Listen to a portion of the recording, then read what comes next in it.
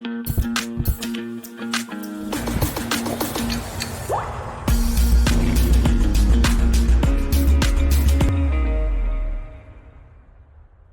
everybody. I'm Joseph with Bean to Bar World, and I'm here with Jens from Definite Chocolate. Hello, Jens. Nice to meet you. Hi, Joseph. Nice to meet you. And you're meeting us from Dominican Republic, correct? Exactly. Excellent. So tell us briefly then, tell us about your life before delving into chocolate. Who are you? Where are you from? And what did you do before chocolate making? So my name is Jens Kamin. I was born in Germany, in the north, almost in the Netherlands, like Mhm. 20 kilometers from the Dutch border. Um, and I'm 45 now, and I've been living in the Dominican Republic now 10 years. So until my 35th year, I lived in Germany. Mm, But I moved around a little bit. So I lived in Heidelberg, I lived in Frankfurt in the end. And I'm an industrial engineer, and I worked for 10 years in the energy sector, like energy efficiency, smart metering, stuff like mhm, that. mhm. And that was all in Germany? That was all in Germany, yeah, exactly. Okay, okay. Did you travel a lot to the Netherlands since you were so close? Yeah, of course. Yeah. When we would have holidays in the Netherlands, not we would go there shopping, Yeah. and the other way around. So who had better chocolate when you were growing up, Germany or Netherlands? I think I had only German chocolate. Good, good. So you fell in love with single origin chocolate at a chocolate trade show in Germany. And do you remember which brands you tried, which chocolate you tried that sort of opened your eyes? Yeah, it was in Cologne. I think 213 or 214. I'm not pretty sure right now.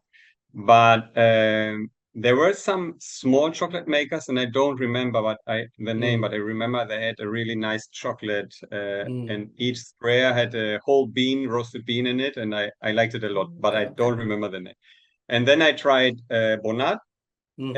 on the festival, and I'm not sure if Maru was there, but later Mm. on after the fair, I ordered in a especially chocolate online shop in Germany. I ordered some chocolate bars from Hmm. Maru, Hmm. from Michael Cluzel. Right, right. Uh, I don't know what else, but I bought some chocolates. So, and then I made it friends, and we had a tasting, which ended up in the end with a pairing with wine and rum. So it was always like Very funny, but that's nice. how it started, all of that. No, Yeah. that's amazing that you don't even remember the name, but you were so impacted by that chocolate that you tried there at the show Yeah. that opened your eyes. So I think that's what a I know lot he of. was, yeah. Sorry, I know he was from Berlin. I'm Oh, pretty okay. sure. Oh, And interesting. pretty small, and he told me a lot of stuff, so it was really interesting to talk to him, but I have no idea I wonder if what's he's the still name. around because I don't know of any chocolate makers in Berlin at the moment. So that's interesting. And that was pretty early on too. So it's before a lot of the chocolate makers we know about today even existed. So it was Yeah. sort of you kind of entered sort of at the beginning of that craft chocolate movement. Um, Are you someone who generally is very into food? Are you very curious about trying new foods? Would you? Yeah, I love trying food. Yeah, I always say I eat everything. Of course, there's some limits, but I usually try everything yeah, what I can get, and I like to cook. If I have time, I cook every day, and I right. try to cook new things also. So Yeah, I find that that's people who appreciate bean to bar chocolate tend to be people who are a bit more adventurous. They want to try something new. Flavor is very important to them. Uh, yeah, so it seems to be the same. yeah, and that's really. Uh, how I got into chocolate. So because I Mm, was cooking a lot, baking, and then I wanted to make my chocolate, wanted to make chocolate bonbons, which right, was a right. mess, like it's really bad. But So I when didn't know how to you, temper it. yeah, tempering Yeah. could be very challenging for a lot of people. So when you discovered, Bonet and the other chocolate maru, were you still eating industrial chocolate sometimes, or was it more like I can't really touch that anymore? Or was it a bit of No, both? I think it was like I was still eating both. Yeah. Yeah, yeah. Okay. Because a lot of beginners too, they feel a bit intimidated about craft chocolate because they feel like if they start into that, then they're afraid to tell people that they eat, lint or candy bars or things like that too. But it can be a bit of both, No, right? yeah. Back then I like I said, I started when I started with the chocolate, Mm, like with the bean to bar chocolate to buy this, I already knew how to make bonbons at that time, and so I bought from the big producers without naming anyone, bought like the drops. I would right, made them and make bonbons. right, Also, that wasn't the only drops I could get, so I didn't know any bean to bar craft chocolate maker right, right. who would sell Yeah, this kind of stuff. yeah. That was what was accessible, so that's what you used, like most Mm. people. Um, but I think too, it's important for people to, uh, it's good to appreciate the craft of bean to bar chocolate, to appreciate the ethics behind it. That's very important. But some people put too much pressure on themselves where they feel like they're not allowed to touch any other chocolate again. And it doesn't have to be that rigid, I think, especially for Yeah, beginners. Yeah. exactly. Um, so you started making chocolate when you moved to Dominican Republic from bean to bar. So From bean to what, bar. yeah, so when and why did you move there? Was it to make chocolate? How did that happen? So it was in 2015, it's almost 10 years ago. Hmm. And it was because I needed a change. I Mm, didn't like my job anymore. I mm, also didn't find a new job, which I would have liked. And I never lived abroad, so for okay. me, uh, it was just to see how it is to live abroad. Hmm. Hmm. And when I came here, I didn't start with chocolate. I didn't came for the chocolate, Hmm. more for to live here. And but I started buying a small grinder and doing some tests at home, just as a hobby. Okay.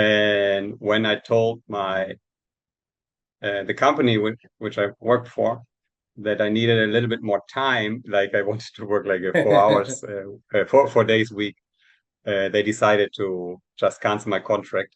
So and that was the point, or maybe the kick I needed to get into craft chocolate. So in full-time chocolate making.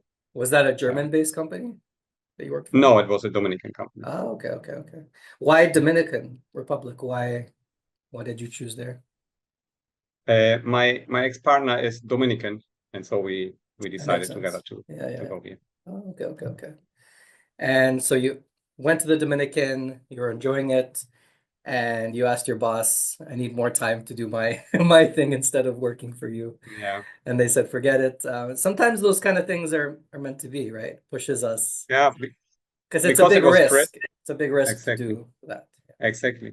It was crazy because I was making the chocolate at home, and I had two clients, um, Mm, and I would make the chocolate in the night or the weekend, mm. and then during the lunch break, I would drive to do the delivery to the shops, Wow. and then I would come back and work again. So it was really crazy, and I definitely needed more time. Yeah, yeah, Yeah, but that's good though. yeah. And tell us, what do you love about the Dominican Republic? So you went there. Obviously, you seem to have enjoyed it. You've stayed. What do you love about it? Did you struggle at first with the culture change? I imagine the culture from Germany, Dominican Republic is very different. So how did you find that? It's a little bit different, the culture. Yeah. So to be honest, in the first 2 years, I was like between, am I staying or should I go back? Sometimes I was like, no, I'm going back. Because yeah, it's completely different. But now I really love it. I like it here, Yeah, yeah. and I think I'm going to stay a little bit longer.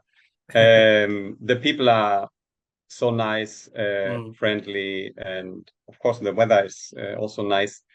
And it's really the country has to offer a lot. It's not just beaches. You have mountains. We have mm. now in the winter time. It's in the evening. It gets freezing cold, like below 0 grads. Okay. What do you say? Celsius. Mm, And so you can do a lot of hiking. You can do rafting. mm. Um, you can doing a lot of stuff. It's not just beach. So I didn't Right. know in the beginning, honestly, and I'm not a big beach lover. So for me, it's perfect. I like to go Yeah. to the countryside, and of Did you course you have the cacao. In Germany, did you do a lot of outdoor activities? Yeah, yeah, Yeah. yes, I like that. And of course, now we are the chocolate community. We are a lot of chocolate makers who know each other. Mm-hmm. And also for when you start a business, it's easier to start a business in the Dominican Republic than in Germany. Like, yeah, you just start from home. You couldn't Right. do that in Germany, for Too many example. rules in some countries, opposed to Yeah, over there, you can just start. Um, less red tape. Yeah, I can see that. right. And then also you have, the cacao growing right there, which I think a lot of chocolate makers are jealous about. They would love to be where the Yeah. cacao is growing. So that's really beneficial. Is there anything that you miss about Germany specifically? Yeah, of course, the German traditions, like for example, now in Christmas, the Christmas markets, Right, I right. love them. Like we would Yeah, go a lot to have some Glühwein, yeah. the hot The wine mulled wine. Yeah. with spices and uh, and of course family and my friends in Germany. Mm, Yeah, mm, yeah. that's I definitely miss that. Mm. And do you get to visit a lot of the cacao growing areas in Dominican Republic? Is that something you do often?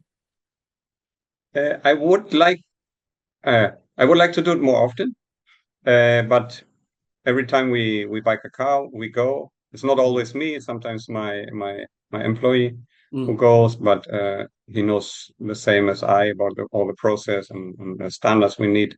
right, But I try to go as much as I can. Yeah. right. I love wandering through the plantations. It's Yeah, and taking like a cacao pod, eating the the seeds, the seeds. pulp. Yeah. It's really nice.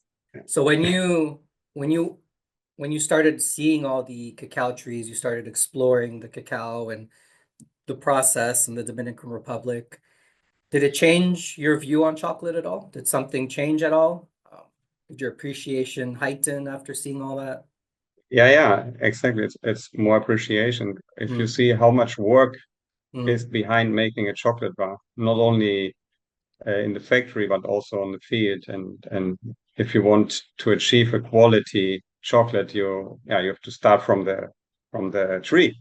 right, Uh, right.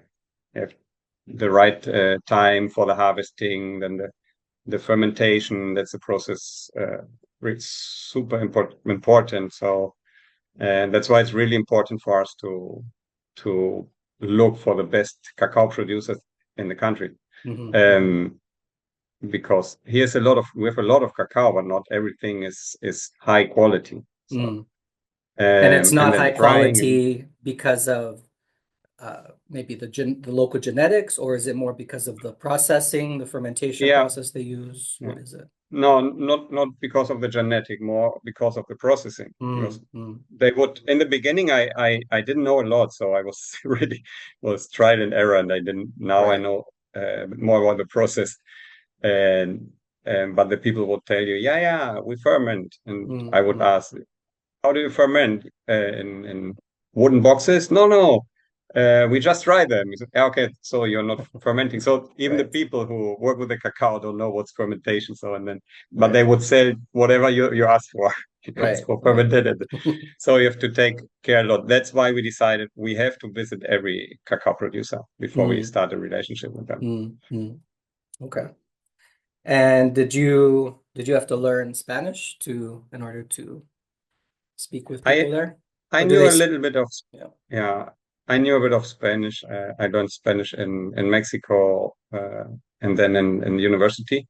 Okay. But um, I really learned like Dominican Spanish here because, and still Something that slang after 10 years, sometimes I just turn off my brain because I don't understand any.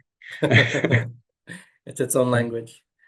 And Um they like to speak very fast, and then when they're in a group and everybody talks at the same time, I don't know how they do that, but they understand each other, and I don't understand a yeah. word.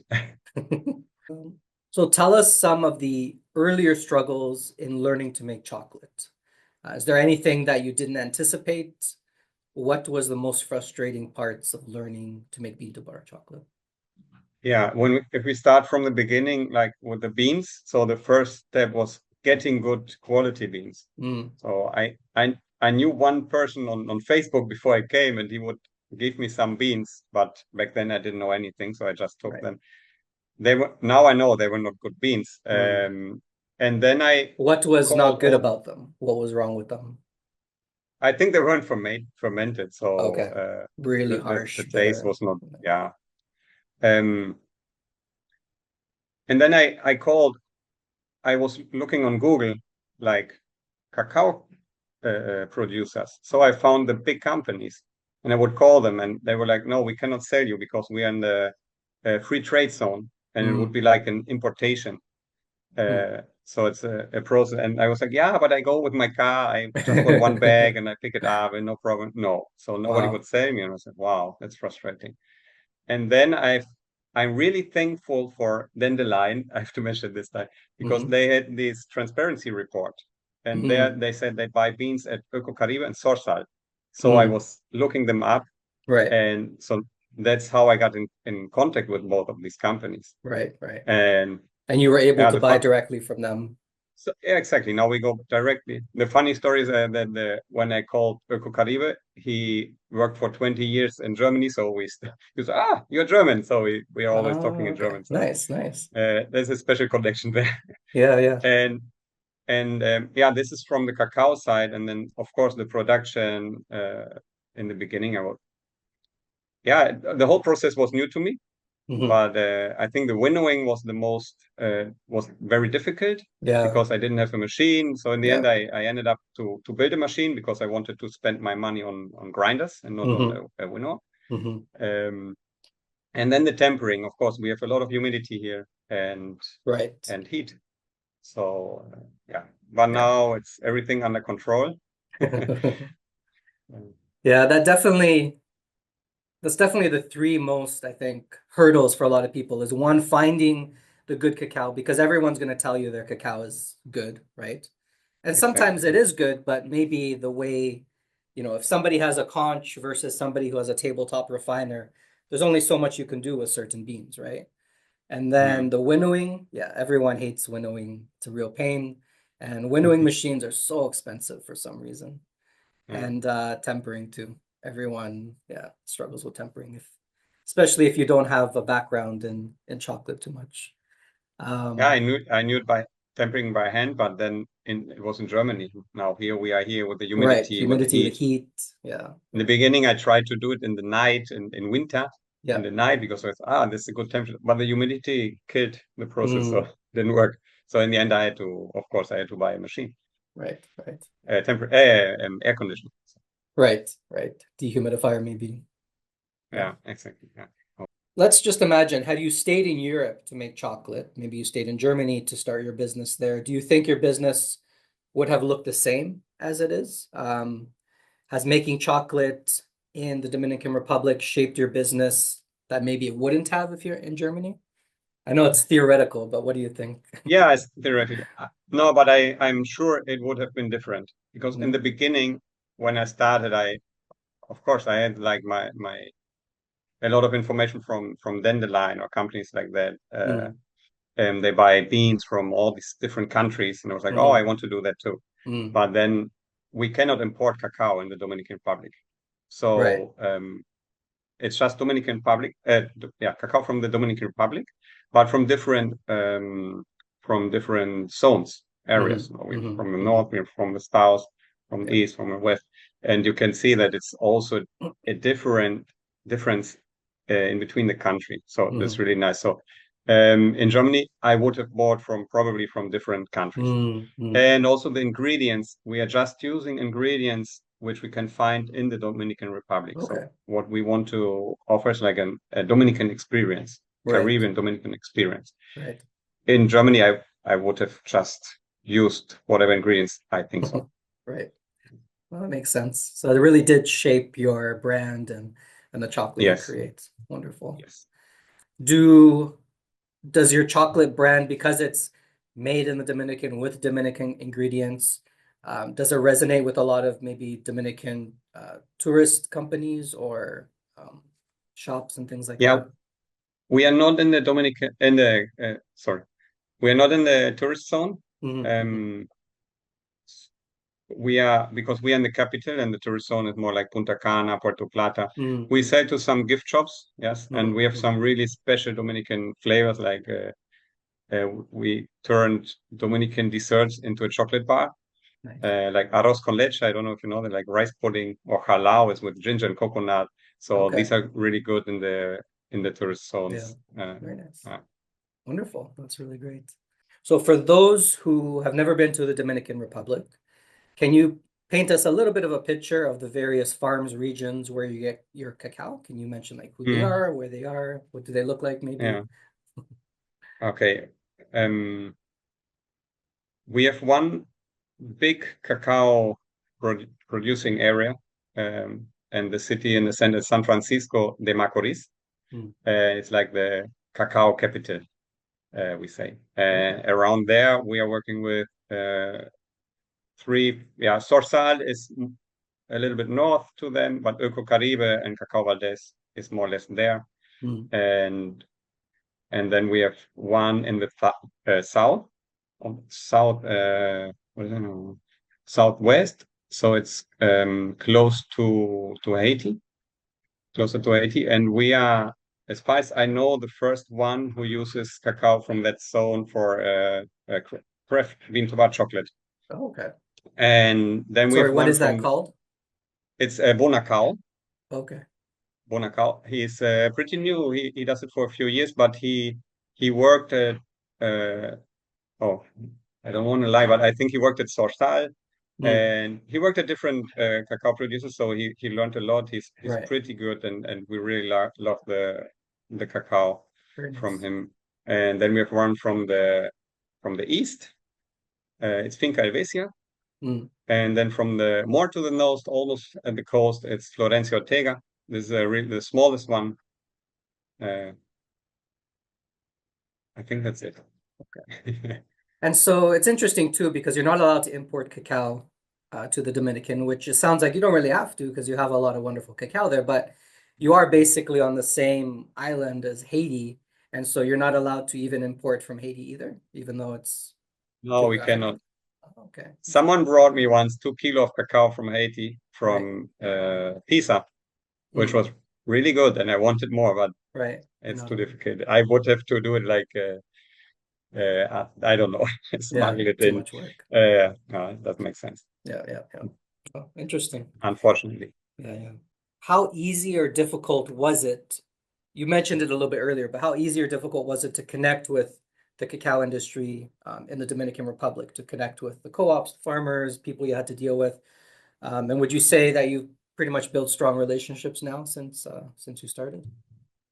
Yeah. So in the beginning, it was really difficult, exactly, but then um, more and more I learned people from the industry, chocolate makers, cacao producers, and we connected. Now we have a big group, WhatsApp group, Mm, with the cacao producers and chocolate producers, and every time someone has a problem, he writes in the group, and there's always someone who can help. So it nice. really we bonded over the time, like, and I think in the last 5 years we also started. We had help from non-profit organizations Okay, to do some training, and they invited everybody so we could connect, and very they helped nice. us also to do the first. This year we had the fourth, but they helped us to do the first Dominican Chocolate Festival. It was Okay. like 4 years ago, and it was in the When you, pandemic. It was virtual in the end because yeah, we couldn't do mm, it. So from the second to the fourth, we had a live, okay. how to say, yeah, When festival. you talk about training, was it training who? Training farmers to It was harvest and ferment No, or it what? was sorry, it was how do you say, sensorial training?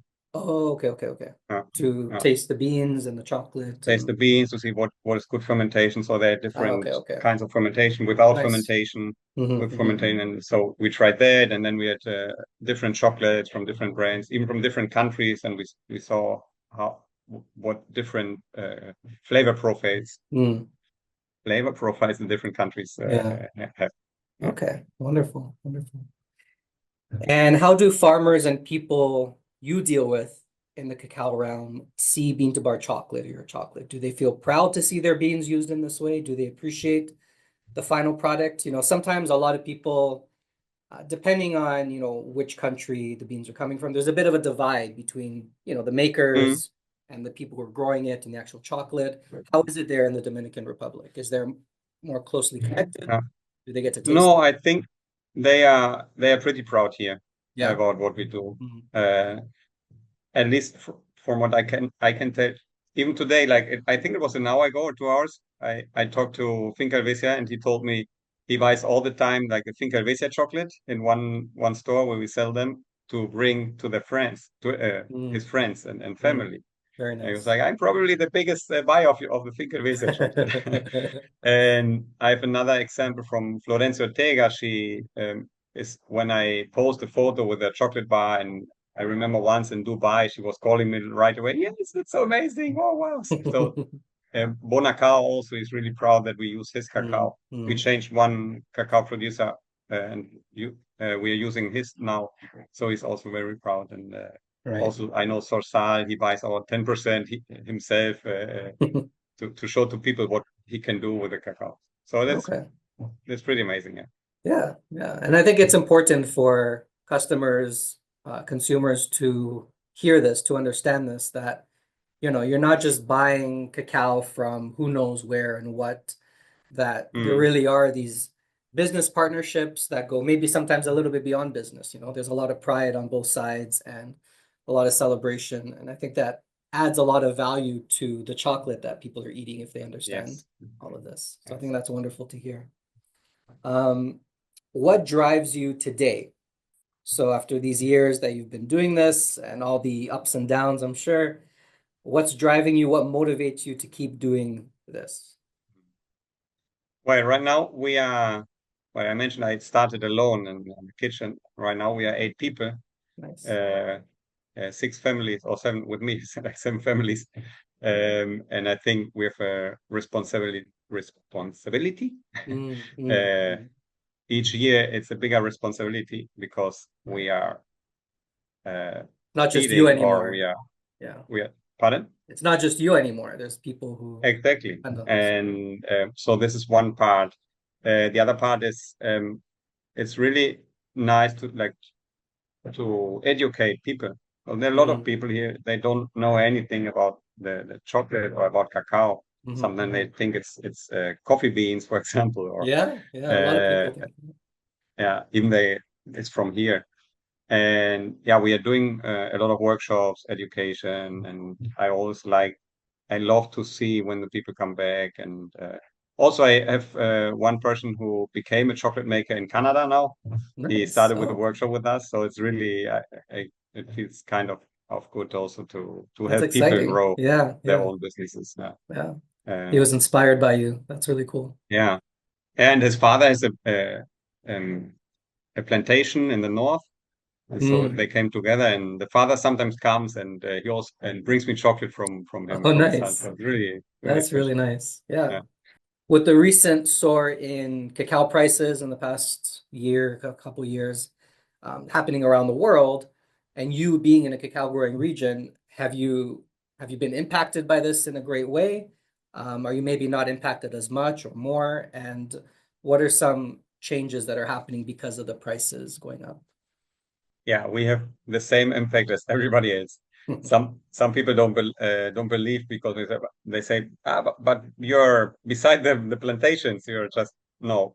When the stock market price rises, the cacao price rises everywhere. Mm, So the mm, people are very focused on the stock market, and then they have an extra because it's organic and it's special cacao, especially cacao. mm, So mm, we are the same affected. And last winter, um, we had for some month there were from some producers they didn't have cacao. So last winter was really bad here, and it was high cacao prices and no cacao on the mm, market. mm, And mm, this year we bought more than usual because usually we buy a few bags and then we say, okay, if when after using it we go again and buy more because there's always cacao. But after last year we learned, mm, and mm. now we filled up our warehouse Right. and to survive the winter. Wow, interesting. So it changes the way you do business too, even. Yes, exactly. Yeah, yeah. Have you had to adjust pricing on your final product because of this or not Yes, yet? Yeah, yeah, we had to adjust the a lot of prices. people. Yeah. Yeah. Um, we we waited for a time, but then there were one point we couldn't wait anymore Right. because we were like, yeah, maybe it goes down. So, when Right. it hit $6,000, we were like, no, no, we're not buying. I Now I think we should have bought everything back then. Yeah. Uh, but Yeah. yeah, we didn't know, and we waited until I think April, and then we had to rise the prices. Right. Right. Yeah. And a lot of people don't realize too, most people don't realize the amount of work that goes into making chocolate and the work in the different stages. And then when something like this comes along in an industry where the profit margins are already pretty thin, it Hmm. can be a lot of stress for a lot of people in the It was industry. an interesting year. Yeah, yeah. Let's say it like that. When you meet people and customers who know nothing about single origin chocolate, bean to bar chocolate, what do you say to convince them or to help them understand that your chocolate is different than the chocolate they buy in the grocery store? Yeah, What are some of them? principally, I try to make them understand the whole process, like from getting good beans, the fermentation, and that every step is really important. And then the roasting also. Of course, I give them to try when we do the workshop. We give them to try like the raw cacao Mm, and all the products. And then a lot of times when we start with the dark chocolates, they are surprised that they're not as bitter as they are used to. mm. Used to, how do you say? Yeah, Yeah, not as bitter as like they're used to, that they yeah, expect. exactly. Yeah. These people in your So workshops, are they mostly tourists? Are they locals? A mix? no, it's usually locals. Oh, Yeah, okay. usually Okay. locals. Yeah. Do they, because they're locals, do a lot of them know about cacao, where it grows? Have No, they, or they're not, they're from the city, so they don't really know. I would say like maybe 80% tell me, oh, my aunt or my father or someone in the family has a cacao plantation, but they don't Right. do anything with it, or they sell Mm, it like wet. right. So they don't really know about the Yeah. cacao or the chocolate. That always amazes me too, is a lot of these places where people grew up with it, they're connected, but they're still Mm. disconnected to the whole chocolate process to some degree as well. And I've met many people who say they don't like chocolate, and when they try the chocolate, they like it because they're used to really sweet chocolate with burnt cacao, the artificial flavors. Yeah, and So I think that's the most rewarding thing as a chocolate maker you want to hear, yeah, right? When they say, I don't of like course. it, now I like it. Then I like it. And that's what it comes down to. It's a lot of people that don't like certain foods, it's probably not the food, it's the quality of the food that you want to. Yeah. Yeah. Yeah, and then we have Dominican companies who just burn the cacao and then they sell it and they Right. put even an organic stick on it, even so they are not organic, and Oh, then yeah. they sell it to tourists. So Yeah. it's hard to convince the customer that we are different, Right. but Right. we are trying. Yeah, I mean, even single origin, right? Lindt has single origin chocolate too. So how do Yeah. you convince a customer that yours is different and better if they're doing the same thing almost, or it seems like they are? So Mm, yeah, yeah, it can be very challenging to educate the public. So it's nice to know that you do a lot of these workshops and tours because yeah. it's definitely essential. Yeah. Some people are intimidated by fine food in general, fine chocolate. What do you think may put people off of fine chocolate? Is it the price? Is there something else about it that people are skeptical? I think one point is definitely the price, Mm, and another point maybe they don't know what it is, or they mm, don't know how to use it, or mm. That's a good point too, using it too, because some people, it's not, chocolate is not always just something they just nibble on. They want to use it in baking or cooking and things like that. mm, So, um, mm, getting creative with how people, like you said, when you were getting together with your friends, it wasn't just a chocolate, it was turned into a wine and alcohol yeah. pairing with the chocolate, right? So that's another way to use and enjoy chocolate, definitely. Yeah. Yeah. Is there what sort of drinking culture is there in Dominican Republic? What do they tend to drink? We we drink beer Mm, um, and rum. and rum. Okay. Like Yeah. we have a lot of rum. We have good the rum. sorry, as a German, I have to say the beer's not good. Sorry, Dominican fellas, the beer's not good. But also, like the main beer, like the industrial beer, here are more and more small craft beer breweries. Mm, So mm. that's also like a movement I see in the Yeah, last years. So there's getting more good beer. that's nice. But I have to say the rum is pretty good. Yeah. Have you ever done any collaborations with the beer or the rum We pairings? started some testings, but we haven't finished. Also with the Yeah. rum and with the chocolate. Mm, mm. Sorry, with the beer, Yeah, yeah. with rum and Okay. beer. And Yeah, we have done. beer and chocolate, craft beer and chocolate go really, really nice together. I find it works. I'm not a huge beer drinker, but I do like pairing Mm. chocolate with good craft beer. It really works. We had a rum and chocolate pairing. That's Mm, pretty amazing. But we yeah. use rum from different Caribbean countries, and it Okay. was really interesting how the rum tastes without the chocolate, and then together with the chocolate, it's Yeah, completely yeah. different. It's Very amazing. nice. Beautiful. What would you say are the attributes or characteristics that define fine chocolate or quality chocolate? So let's say you were to try a new maker, you never tried it before. What are you Mm. looking for? What are you tasting for? What should other people look for? So the first thing usually I look the ingredients. I don't want any artificial ingredients. Hmm. I personally think I can feel lecithin. Also, I don't like that Okay. mouthfeel. So I want clear ingredients, and then yeah, I try to try the chocolate, and then I want to feel. I don't want off notes. Like I want nice flavor. Can be fruity, can be floral, or What whatever. would be an off note for people that don't know what that means? What might be an Yeah, for example? example, if it tastes burnt or how would you say this? Yeah, or like mold or Moldy. Yeah. Yeah. yeah, moldy. Okay. Yeah, that would be an off note from the bean, and the burnt is of course from the roasting. Right. Right. So Uh, burnt, maybe bitter, too bitter. You yeah, don't and know then what when that you is. burn it, it gets really bitter in the end. Hmm. So Hmm. that's but a lot of the industrial chocolates they are just burnt cacao and Right. are really high roasted. Um, and then you get this bitterness to the chocolate. Right. Of course, you have to add additives and a lot of sugar to it. Right, right. It is interesting though, because there are people out there who actually like the bitterness. That's why they like industrial dark chocolate. They say, I like the Mm. bitterness. So I find those people are a little bit hard to convince sometimes because they actually have learned to enjoy the Yeah. bitterness, right? That's interesting. Yeah, but it's also the beauty of it. Not everybody has his own preference. So Right. if they like it, it's Yeah. okay. Tell us about the range of products that you carry now. So you carry bars, you carry some other products as well. Tell us about those. Yeah, we have 14 different chocolate bars. Okay. With four plain bars like the 190, 80, and 70%, always Mm, different cacao origins.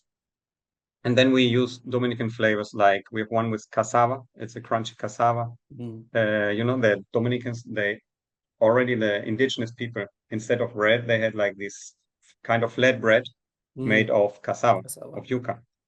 And we roast that, we grind it, and we put it in the chocolate with a little bit of sea salt. It's my favorite, so I like it a lot. And then we have coffee and sea salt. We work with a local coffee roaster. He Mm, does the same what we do with the cacao. He does with the coffee, like single origin. He works with different farms. Um, uh, and then we have a rum infusion. okay. We infuse the nips with rum. We have a caramelized almonds with spices like nutmeg, ginger, uh, cinnamon, and stuff like that. Um, that was invented during the pandemic when I couldn't go to Germany to visit the Christmas market where we have a lot of Ah, these spices and the right. caramelized almonds. Yeah. So, And you missed it. but yeah, but we can also get Dominican almonds, so it was perfect. Okay. Uh, Nice. yeah. And with coconut milk, with cashew milk, and macadamia. We have a lot of macadamia on the island. Mm, mm, And then we have the three different uh, desserts in a chocolate bar. I have here some bars, just three, but like, so these are, for example, the Dominican rum. This is the mm. cassava bar. This is Yes. And then we have the 3 bars with it. I have only one here. Has this design. We get a new packaging right now with the box also. It would be much nicer after that. So we try to include always these Dominican flavors in the bars. And then we make cashews covered with chocolate, or caramelized cashews covered with chocolate. We do bonbons. We have a collaboration with the date importer from the Emirates. Okay. So he brings the dates from the Emirates, and we put the Dominican touch to it with filled with macadamia, and then we covered with 100% zorzal and a little bit of sea salt. So nice. completely sugar-free, but it has the sweet taste because of the date. Oh, the zorzal is 100% that you coat it with? The zorzal is 100%. Okay. I like that. Nice. Very nice. Yeah. And yeah, we do bonbons. We do smaller bars. We do also like personalized bars for like banks or hotels. Okay. Good to know. Customized. Weddings or whatever. Wonderful. Excellent. Well, thank you very much. We have cacao tea also. That's really nice. Okay. Yes. Cacao tea is just the husks? Yeah, it's the husk. Just the husk. Okay. Wonderful. Well, thank you very much. Nice to talk to you, meet with you. What is the best way for customers, wholesalers to get in contact with you if they want to enjoy your chocolate? Yeah, we have a webpage, definitechocolate.com. For wholesalers, you can just write us, or info@definitechocolate.com. And if you want to buy chocolate, you can buy it online, like in the US, for example. Good. Excellent. Well, thank you so much, Jen. Really nice to Thanks, Joseph. Learn about your story and learn about all the hard work that you're doing. Wish you all the best. And thank you so much. Thank you so much. Yeah. It was great talking to you. Take care. Bye. Ciao. Download the free Bean to Bar app to connect with makers from around the world, either where you live or places you'll visit. Also be sure to visit beantobarworld.com for all things fine chocolate, including professional chocolate tastings, chocolate tutoring, online shop filled with bars, tasting tools, and more, the free learning center filled with research, history, science, videos, podcasts, and much more. Sign up for the newsletter to stay in touch, and feel free to donate to grow the free app and free learning center.